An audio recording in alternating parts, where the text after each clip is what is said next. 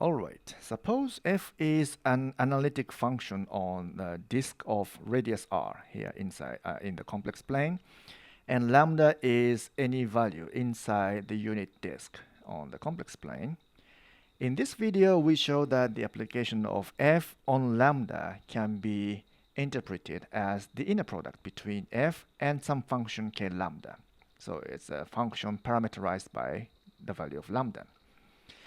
And then, by regarding this function as a bivariate function of lambda and mu here, we show that this function is, in a sense, a positive semi-definite function. That is, for any complex values, C1, C2, and so on, and any complex numbers inside the unit disk, lambda 1, lambda 2, and so on, we have this inequality. Okay, let's start. So first, according to Cauchy's integral formula, we can express f of lambda as follows. That is 1 over 2 pi I, and integrating around the origin, f of z divided by z minus lambda dz. And for the path around the origin, we can take the unit circle. So unit circle can be expressed as z equals to exponential function of it, where t is between 0 and 2 pi. We can rearrange this integral as follows. So 0 to 2 pi, and f of e to the power of it, and e to the power of it minus lambda, and dz is equal to ieit dt. So we have ieit dt, and cancel these i's, and cancel this, and put this in here. So we have 1 over 2 pi, and let's split this integrand into two parts. So f of this times 1 over 1 minus lambda exponential of negative it dt. But this part, we can take the complex conjugate.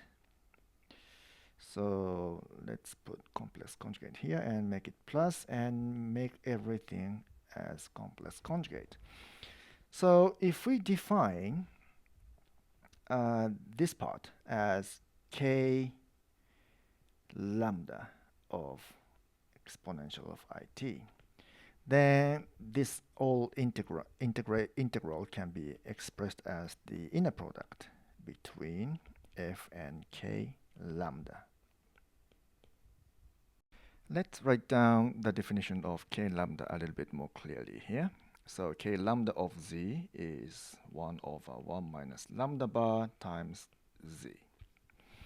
Okay, so we can see that the application of the function f on lambda can be considered as the inner product between f and k lambda. We have seen something similar before for the real vectors. In that case, we regarded the vector x as a function, and if we apply this function to an integer j, then we obtain the value xj, which is the jth component of the vector x. And this was also expressed as a kind of inner product, that is x times kj A. So this inner product was based on the positive definite matrix A. Okay, here this kj was defined as A inverse times ej, where ej is the unit vector with all components being 0 except for the jth component, which is 1. In the present case, we have an analytic function, and the variable is a complex number within a unit circle. And the inner product is the L2 inner product. And next, let us consider this function k lambda of z as a bivariate function. So let us write this as k of z lambda. And we show that this function is, in a sense, positive semi-definite. So let us pick any complex number, C1, C2, and so on, up to Cn. And any complex number inside the unit circle, lambda 1, lambda 2, and so on, lambda n, inside the unit disk. Then we have the following inequality: m from 1 to n from 1 to n, cm, cn bar, and k lambda n greater than or equal to 0. To show this, first observe that this function is analytic inside the disk of radius r. So this is analytic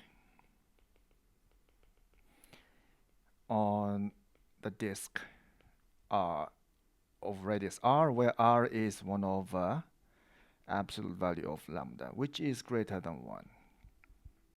Next, recall that we had this relation, f of lambda, when f is analytic on disk of radius r, is expressed as the inner product between f and k lambda. Now, k lambda itself is analytic in this case, so let's replace f with k lambda. So k lambda of, let's say, mu is expressed as the inner product between k lambda and k mu. And this k lambda of mu is, now we consider it as a bivariate function, so that is k of mu lambda. So using this relation, let us rearrange the left-hand side of this inequality. So the left-hand side becomes, so let's write just m and n here, cn, cn bar. So k of lambda n lambda m becomes the inner product between k lambda, so m comes first, and k lambda n comes next. Okay, and this is an inner product, L2 inner product. And by using the bilinearity of the inner product, we can put this cn bar to the second place and cm to the first place inside the bracket. And we can also put summation inside the brackets too. So this should be equal to sum over m. So cm comes to the first place, so it just stays as cm, k lambda m. And cn bar comes to the second place, so the bar is removed. cn k lambda n. But here m and n are just indices, so it's a bound. They are bound variables. So this summation and this summation, they represent the same quantity. Therefore, this is actually equal to the norm of this cn k lambda n norm squared, and which is, of course, always greater than or equal to 0. So in this sense, we can consider this function, bivariate function, is a generalization of positive semi-definite matrix. Okay, that's all for this video. See you later. Thanks for watching. If you like this video, please hit the like button and subscribe to this channel. See you next time. Bye.